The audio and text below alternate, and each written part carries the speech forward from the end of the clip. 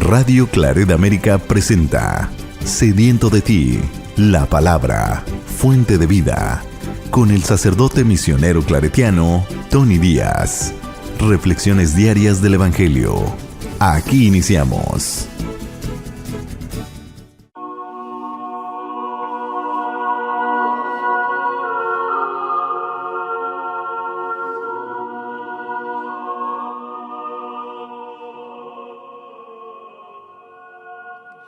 Bienvenidos, hermanos, a nuestras reflexiones bíblicas de las lecturas del día. Hoy es martes de la 14ª semana del tiempo ordinario. La primera lectura de hoy viene del profeta Oseas, capítulo 8, versículos 4 al 7 y 11 al 13. Esto dice el Señor: han nombrado reyes sin contar conmigo. Han escogido príncipes sin saberlo yo. Con su oro y su plata se han hecho ídolos, para su perdición. Tu becerro, Samaria, es repulsivo, y mi ira arde contra él. ¿Hasta cuándo serán incapaces de purificarse los hijos de Israel? Un artesano ha hecho ese becerro, que no es Dios. Por eso quedará hecho trizas. Siembran vientos y cosechan tempestades. Su trigo no dará espigas, no producirá harina a su grano, y si la produce, los extranjeros se la comerán. Efraín ha construido multitud de altares, y solo le han servido para pecar. Aunque yo les escribiera todas mis leyes, las ignorarían como si fueran de un extraño. Aunque inmolen víctimas en mi honor y coman su carne, no me dan gusto, pues tengo presentes sus culpas y castigaré sus pecados. Por eso volverán a la esclavitud. Palabra de Dios. El salmo responsorial es el Salmo 113 y el responsorio es: nosotros confiamos en el Señor. Nosotros confiamos en el Señor. Nuestro Dios está en el cielo, y Él ha hecho todo lo que quiso. En cambio, los ídolos de los paganos son oro y plata, son dioses hechos por artesanos. Tienen boca, pero no hablan. Tienen ojos, pero no ven. Tienen orejas, pero no oyen. Tienen nariz, pero no huelen. Tienen manos, pero no tocan. Tienen pies, pero no andan. Que sean como ellos quienes los hacen y cuantos confían en ellos. Los hijos de Israel confían en el Señor. Él es su auxilio y su escudo. Los hijos de Aarón confían en el Señor. Él es su auxilio y su escudo. Nosotros confiamos en el Señor. El Evangelio de hoy viene de Mateos, capítulo 9, versículos 32 al 38. En aquel tiempo, llevaron ante Jesús a un hombre mudo que estaba poseído por el demonio. Jesús expulsó el demonio y el mudo habló. La multitud maravillada decía: nunca se había visto nada semejante en Israel. Pero los fariseos decían: expulsa a los demonios por autoridad del príncipe de los demonios. Jesús recorría todas las ciudades y los pueblos enseñando en las sinagogas, predicando el evangelio del reino y curando toda enfermedad y dolencia. Al ver a las multitudes, se compadecía de ellas porque estaban extenuadas y desamparadas, como ovejas sin pastor. Entonces dijo a sus discípulos: la cosecha es mucha y los trabajadores pocos. Rueguen, por lo tanto, al dueño de la mies que envíe trabajadores a sus campos. Palabra del Señor. Muy bien, demos comienzo a nuestra reflexión de las lecturas de hoy. Toda esta semana leeremos del profeta Oseas, que fue contemporáneo del profeta Amós, que leímos la semana pasada. El profeta Oseas practicó su profecía en el reinado del norte hacia el fin del rey Jeroboam. Y es precisamente en ese periodo después de la muerte del rey Jeroboam y los 25 a 30 años después que se lleva a cabo la decadencia de la monarquía del reinado del norte, que en un escaso años de 25 años, pues ocurre un cambio de monarquías impresionantes. 5 reyes suben al trono, algunos por asesinatos, otros por la usurpación del poder. Y es en estos 25 a 30 años de los que está hablando el profeta Oseas. En tiempos de Jeroboam ya la situación era pésima, aunque era tiempo de paz y de prosperidad. Aún el profeta Amós, como escuchamos la semana pasada, como el profeta Oseas, que escuchamos ayer, pues la infidelidad, la injusticia, la prostitución del culto estaba presente, pero después de que muere el rey Jeroboam es cuando realmente decae el reino del norte y viene ya la conquista por parte del imperio de Asiria, que se llevará a la exterminata de la población del reinado del norte al exilio. Así que este es parte del contexto donde el profeta Oseas lleva a cabo su profecía, denuncia a Israel su idolatría, su infidelidad.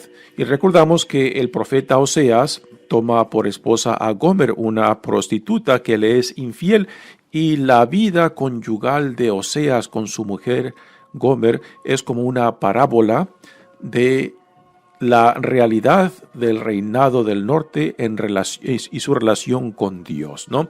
De que el reinado del norte es infiel, de que es idólatra, de que no tiene ningún interés en su señor, que es el esposo. Y Israel representa a la esposa infiel. Así que a diferencias de lo que escuchamos ayer, donde el profeta Oseas nos presenta esta imagen del esposo que va detrás de su esposa infiel, de que la quiere conquistar, de que la va a volver a enamorar para rescatarla de sí misma. Ahora, en las palabras del profeta Oseas, encontramos la denuncia. Dice, esto dice el Señor. Han nombrado reyes sin contar conmigo, han escogido príncipes sin saberlo yo. Aquí está haciendo referencia a la decadencia de la monarquía. Ya mencioné que en escasos años, unos 25 años, se llevaron cambios impresionantes en las monarquías. 4 monarquías subieron. 5 reyes tomaron el poder y, como ya lo mencioné, algunos a causa del asesinato, otros a causa de la usurpación del poder, y todo esto sin consultar al Señor. Sabemos por los libros de los reyes que cuando subía un nuevo rey al trono, pues era por parte del llamado de Dios, de que era Dios quien los ungía para que fueran líderes del pueblo, para que fueran guía del pueblo de Dios, ¿no? Pero en este caso, después de la muerte de Jeroboam, pues no se llevó a cabo eso. Hicieron de las suyas sin consultar a Dios, sin consultar a los profetas de Dios, a cuál era la voluntad de Dios. Con su oro y su plata se han hecho ídolos para su perdición. Aquí hace referencia a la idolatría del reinado del norte. Se han dejado influenciar por la religiosidad de los cananitas, los pueblos vecinos de ellos, y han introducido pues una adulteración del culto, donde mezclan diferentes nociones religiosas que a últimas dividen su corazón, dividen su fidelidad. Y vivir con un corazón dividido y vivir con un sentido de que no perteneces ni a uno ni al otro es frustrante, es cansado, ¿no? Y esto es la experiencia que está viviendo el pueblo de Israel, reinado del norte, de que quiere en cierta manera cubrir todas sus posibilidades, ¿no? Se refugia bajo el poder de Asiria y de Egipto, no sabiendo que un poco más adelante este mismo imperio de Asiria lo conquistará y se llevará la crema innata al exilio. Y sin embargo, aún llevan a cabo los rituales, los sacrificios en el templo, en Samaria particularmente, pero porque tienen un corazón dividido, pues no es ni de esto ni de lo otro. Y esto es el estado de que también muchas veces nosotros manifestamos en nuestras vidas, ¿no? Queremos cubrir todas nuestras posibilidades y pensamos que el tener más posibilidades nos abre un mejor horizonte, pero es todo lo contrario. Cuando uno se crea muchas más posibilidades en su vida, más difícil es determinarse y decidir cuál es la opción que finalmente lo define, ¿no? Cuando uno se crea tantas posibilidades, a últimas compromete el corazón, compromete su amor, ¿no? Así que no es tantas las posibilidades, sino el saber claramente dónde está puesta mi corazón, dónde está puesta mi fe, con quién nos las vamos a jugar, ¿no? Y el llamado de Dios es de que estás o no estás conmigo. Esto mismo lo reflejará Jesús en el llamado a sus discípulos, ¿no? O eres o no eres, pero no estés titubeando, no estés vacilando como parado en la cerca, que te inclinas para un lado o para el otro según donde más te convengan las cosas, ¿no? Pero lo que Dios y lo que Jesús nos dirá en los evangelios es eso, ¿no? Decídete, o eres frío o eres caliente, o te las juegas o no te las juegas, pero no estés vacilando, no estés tibio, defínete, ¿no? Y es aquí lo que el profeta Oseas también le dirá al reinado del norte.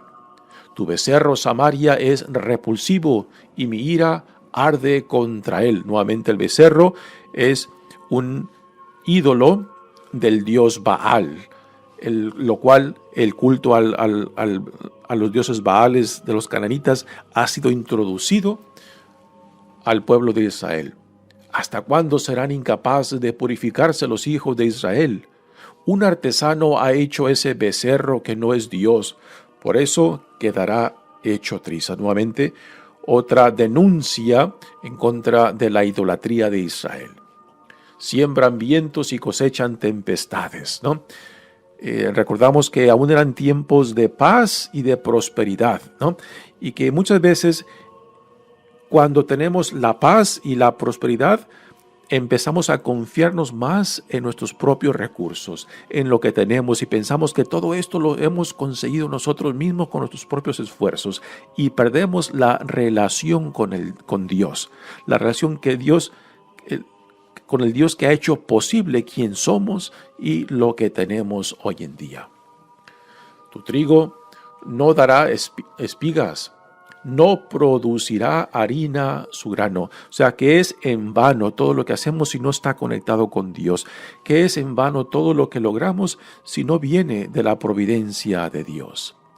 Y si la produce, dice, los extranjeros se la comerán. Aquí ya está haciendo referencias a lo que el profeta Oseas ya ve venir, de que Israel se ha refugiado bajo el poder del imperio de Asiria, pero no se da cuenta de que ese mismo imperio después lo conquistará, lo desaparecerá y se llevará a su población al exilio.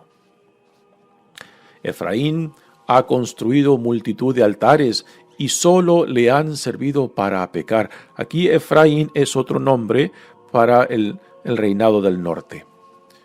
Aunque yo les escribiera todas mis leyes, las ignorarían como si fueran de un extraño.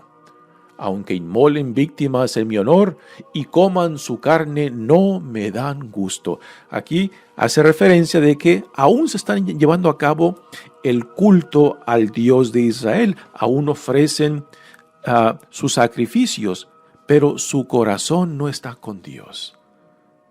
Y qué verdaderas son estas palabras proféticas de Oseas aún para nosotros hoy en día, ¿no?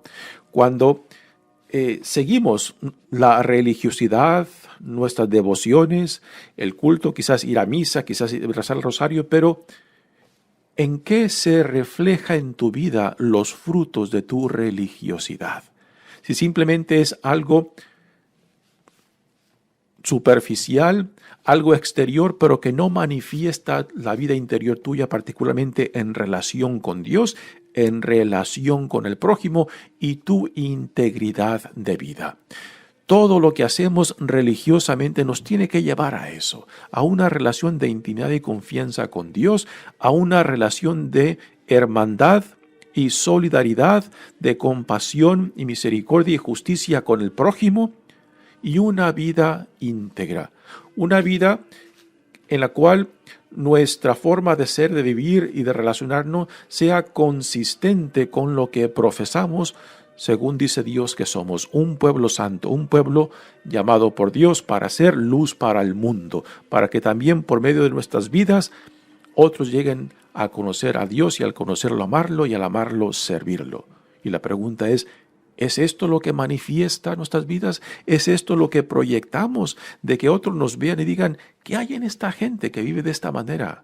Que se relacionan de esta manera, que cultivan estos valores, ¿no? Esta es parte de nuestra identidad y de nuestra misión como hijos e hijas amados de Dios, como discípulos de Jesucristo. Así que esto también lo está denunciando el profeta Oseas a Israel. Ofrecen sus sacrificios, sí, llevan a cabo su religiosidad, pero todo es externamente. Aquí no hay una conexión entre el corazón y lo que hacen externamente. Y esta será una de las denuncias y una de las críticas fuertes que Jesús hace a los líderes religiosos de su tiempo, ¿no? De que todo lo hace solamente por la apariencia exterior, pero que no los transforma desde dentro. Y Jesús nos modelará para nosotros en su propia vida lo que significa creer y vivir nuestra fe. Aunque inmolen víctimas en mi honor y coman su carne, no me dan gusto, pues tengo presentes sus culpas y castigaré sus pecados. Y ahora viene lo que será consecuencias, no digamos de que Dios los castiga, puesto que en la mentalidad del Antiguo Testamento el castigo va dentro del rechazo de Dios, va dentro de la rebeldía, va dentro del no someterse a la voluntad de Dios, ¿no? Y la consecuencia de lo que el reinado del norte está viviendo y lo que el profeta Oseas les denuncia es de que todo lo que están haciendo, su idolatría, sus injusticias, su infidelidad, tendrá consecuencias. ¿Y la consecuencia cuál será? Por eso volverán a la esclavitud. Y aquí hace referencia a la esclavitud previa del pueblo de Israel en Egipto, cuando Dios con brazo fuerte los libera de la esclavitud para traerlos a la tierra prometida. Pero ya en la tierra prometida, pues se han corrompido. Son infieles, practican la idolatría, promueven la injusticia, y todo esto tendrá la consecuencia de que regresarán a la esclavitud. Y esta esclavitud ya no será otra vez bajo el imperio de Egipto, sino ahora bajo el imperio de Asiria, que los conquistará, que desaparecerá el reinado del norte y se llevará a gran parte de la población del reinado del norte al exilio. Y estas serán las consecuencias de sus pecados, de sus ofensas, de sus injusticias. Es así la conexión que hace el profeta Oseas en torno a la vida que el pueblo del reinado del norte está viviendo. Muy bien, pasemos ahora al Evangelio de hoy, que viene de Mateos. Estamos hacia el final del capítulo 9, después del Sermón de la Montaña que terminó a finales del capítulo 7. En los capítulos 8 y 9 tenemos una serie de sanaciones de Jesús, unas 10 sanaciones en estos dos capítulos, y ahora estamos en la parte final donde se hace un resumen Y después viene la respuesta de Jesús ante la gran necesidad que él ve cuando contempla la multitud que viene en busca de él y que ve cómo están agobiados, cómo están necesitados. Y ahora les pedirá a sus discípulos no solamente que se preparen para responder a esta necesidad, sino también que pidan a Dios para que siga mandando más trabajadores que puedan cosechar la mies que ya está preparada para la cosecha. Dice el Evangelio de hoy. En aquel tiempo llevaron ante Jesús a un hombre mudo que estaba poseído por el demonio. Realmente cuando se habla de mudos, en realidad es sordo-mudo, ¿no? Una persona que no puede oír, pues tampoco puede hablar porque hay una desconexión entre el oído y la lengua y el habla. Así que le presentan a este mudo que es identificado como poseído por el demonio y que por tanto a causa de esa posesión del demonio pues no puede ni escuchar y al no poder escuchar tampoco puede hablar. Se lo presentan a Jesús. Jesús expulsa el demonio y después ya el hombre puede hablar. De cierta manera se le suelta la lengua. Y la gente se queda maravillada. La respuesta de la gente es de que nunca han visto estas acciones, estos hechos, estas maravillas y están anonadados en una forma muy positiva, que es un contraste tremendo a cómo los fariseos, los que simplemente rehúsan aceptar quién es Jesús, de dónde proviene Él y sus acciones, o sea, sus milagros, sanaciones, expulsiones de demonios, ¿no? Decimos de que no hay peor ciego que aquel que no quiera ver, ¿no? Y esto es lo que los fariseos aquí manifiestan, que es muy interesante. El hombre sordomudo es sanado, pero aquellos que no quieren ver, por más que se quieran discernir la verdad, pues no la pueden discernir porque no quieren aceptar a quien tienen enfrente de ellos. Después de que son testigos de esta sanación del sordo mudo, tienen por lo menos dos opciones los fariseos de decir de que lo que Jesús acaba de hacer proviene de Dios. La primera opción. La segunda opción es de que lo que acaba de hacer proviene de Satanás, ¿no? Y esta segunda opción es la que ellos escogen, porque no quieren ver, no quieren ni siquiera considerar de la mínima posibilidad de que este hombre Jesús el Nazareno venga de Dios. Y que porque se han cerrado totalmente, entonces la única opción para ellos es de decidir que lo que Él enseña, que lo que Él hace, viene de Satanás.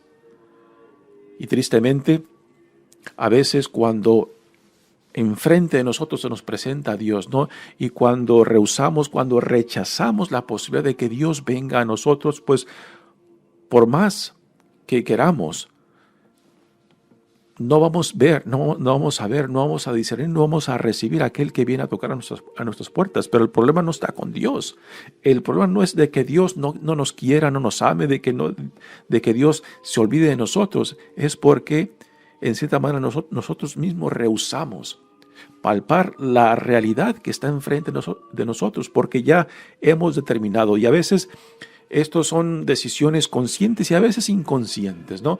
De que ya los filtros que nos hemos puesto en la mente, en los ojos, en los oídos, solamente vemos, escuchamos y palpamos lo que queremos ver y escuchar, y no la realidad que se nos presenta ante nosotros. Por eso la gran necesidad de hacer conciencia de que vivimos con estos filtros, tantos en los ojos, en los oídos, en nuestros corazones, que nos impide ver la realidad del Dios que viene constantemente a nosotros. Y mientras no se lleva a cabo esta concientización de estos filtros, entonces no podemos quitarnos estos filtros. Primero hay que reconocer que estamos ciegos, que estamos sordos, que estamos viviendo una vida en muerte. Y solamente cuando reconocemos esta necesidad, como la del sordo mudo que fue traído a Jesús, podemos ser sanados, podemos dejar que la luz de Cristo, la luz del Evangelio, ilumine nuestra oscuridad y nos lleve a la vida eterna. Por esto la gran necesidad de dejar que la luz de Cristo ilumine nuestra ignorancia. Nos ayuda a ver claramente cuáles son esos filtros que nos impiden ver, escuchar y palpar la realidad del Dios que viene constantemente a nosotros. Sí que hay un contraste muy interesante del sordomudo que se deja sanar y de los fariseos que no se dejan sanar, que no se dejan iluminar por Cristo. Y después viene un resumen de lo que Jesús viene haciendo y el llamado que ahora Él hará no solamente a sus discípulos, sino también a nosotros que escuchamos ahora este evangelio, de que nos disponamos para que también Dios nos llame y respondamos a ese llamado de ser parte de cosechar la mies a la cual Dios nos llama. Dice, Jesús recorría todas las ciudades y los pueblos, enseñando en las sinagogas, predicando el evangelio del reino y curando toda enfermedad y dolencia. Aquí hay tres acciones que Jesús está llevando a cabo. Primeramente, está enseñando las sinagogas. Jesús, como buen judío, utiliza las sinagogas como lugar donde Él lleva la buena nueva, porque la sinagoga le ofrece ya un ambiente propicio para que Él exponga el reino de Dios. Y como buen judío, pues Él ya tiene una audiencia dispuesta a recibirlo, porque es parte de la práctica de las sinagogas, de que cuando viene un visitante se le ofrezca la oportunidad tanto de leer la Sagrada Escritura como compartir algún comentario o alguna buena nueva, ¿no? Así que Jesús, como también Pablo lo hará en sus misiones evangélicas, a donde cada ciudad que llega y hay una sinagoga, es ahí donde Pablo irá también, porque es al pueblo de Dios, al pueblo judío, a quien primero se le ofrece la buena nueva. Así que Jesús, como buen judío, hace lo mismo. Y después la segunda acción de Jesús es predicar el evangelio del reino, que es el tema central de lo que Jesús está haciendo. Jesús viene a inaugurar el reino de Dios. En su persona misma, el reino de Dios ya se está inaugurando. Que el reinado de Dios ya está presente entre nosotros, no es algo que ocurre después de la muerte, no, en la presencia misma de Jesús, desde que Jesús se encarna, ya se ha hecho presente el reinado de Dios y ya este reinado está activo desde entonces. Y la pregunta para nosotros, que somos atraídos por el Evangelio, por Jesús, es de que si estamos dispuestos a someternos al reinado de Dios, que ya desde hace más de 2000 años está activo en el mundo. Que su cumplimiento ya Dios lo determinará, pero nuestra vocación es hacer parte de este reino, identificarnos con la visión del reino y sus valores. Y después, la tercera acción de Jesús es sanar a la gente, sanar las enfermedades y dolencia de la gente que viene a buscarlo a Él. Las sanaciones, la expulsión de demonios son testimonio de lo que Jesús viene enseñando y predicando. O sea, son testimonio de la veracidad del reino, de quién es Jesús, el Hijo de Dios, el Mesías, el enviado de Dios, y de quién lo ha enviado. Dios Padre. Así que las sanaciones no es el centro de su proclamación, es el reino de Dios. Y todas las sanaciones, expulsiones de demonios y todas las curaciones dan testimonio de su veracidad, de su verdad y de su providencia. Al ver a las multitudes, se compadecía de ellas porque estaban extenuadas y desamparadas. Así que Jesús es conmovido por la gran necesidad que Él ve en la gente que viene en busca de Él. No solamente son las enfermedades, sino que Jesús está viendo la necesidad interna, digamos la necesidad espiritual de la gente, ¿no? Y se siente conmovido por tanta necesidad espiritual. Y es aquí donde Jesús ahora comparte esa compasión de querer dar, de querer alimentar, de querer dar una opción a esta hambre, a esta sed de la gente que viene en busca de Él, y la comparte con sus discípulos. Por eso le dice a sus discípulos. Entonces dijo Jesús a sus discípulos: la cosecha es mucha y los trabajadores pocos. Rueguen, por tanto, al dueño de la mies, a Dios, que envíe trabajadores a sus campos. Y aquí Jesús no se está dirigiendo simplemente a curas y monjas o obispos, ¿no? Esta es una noción muy estrecha de a quien Dios llama. Aquí Jesús está haciendo un llamado no solamente a sus discípulos, y por tanto a nosotros que leemos este evangelio ahora, a todo bautizado, ya el llamado se nos hace de ser portadores de la buena nueva, a donde quiera que Dios nos lleve. Si es en tu trabajo, si es donde tú te reúnes con otros, donde quiera que Dios te lleve, de que ahí tú seas luz para otros, de que tú seas una presencia del reino ya presente en tu vida, en nuestras vidas, ¿no? Por eso la pregunta que sí constantemente nos tengamos que hacer es: ¿qué es lo que proyectamos en la forma que vivimos, en los valores que cultivamos, en las formas que nos relacionamos? Si otros son atraídos a Cristo por la forma de vivir, o los alejamos de Cristo. Así que esta invitación y esta oración de Jesús de pedirle a Dios que mande más trabajadores va dirigida a todos aquellos que somos bautizados, que hemos recibido la fe en Cristo y que por tanto esta fe, este sí a Dios, implica compartirlo. Nuestra fe también tiene el elemento central de la misión, de llevarla a otros, para que otros también lleguen a conocer a Dios, y al conocerlo amarlo, y al amarlo servirlo, lo cual es nuestra vocación por excelencia. Mi nombre es Padre Tony Díaz, misionero claretiano. Que Dios los bendiga. Radio Claret América presentó Sediento de ti, la palabra. Fuente de vida. Sus comentarios son importantes. Contáctenos en radioclaretamerica@gmail.com.